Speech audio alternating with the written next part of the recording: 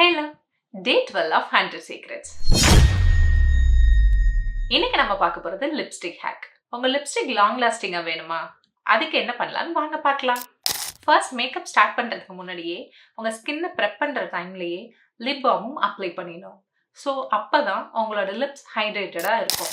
Lip balm apply பண்ண உடனே lipstick use பண்ணக்கூடாது.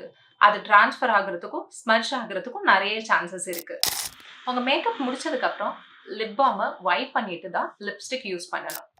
உங்க லிப்ஸை டிஃபைன் பண்றதுக்காக லிப் லைனர் யூஸ் பண்ணுங்க. இதை நான் லைட்டா ஸ்மட்ச் பண்ணிக்கிறேன். என்னோட லிப்ஸ்டிக்கை லைட்டா அப்ளை பண்றேன். இதுக்கு மேல லைட்டா பவுடர் யூஸ் பண்ண போறேன். பவுடர் அப்ளை பண்ணதுக்கு மேல என்னோட லிப்ஸ்டிக் அகைன் போட போறேன்.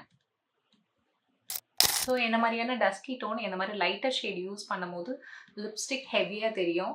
உங்களுக்கான சூப்பரான ஹேக் லிப் லைனர்.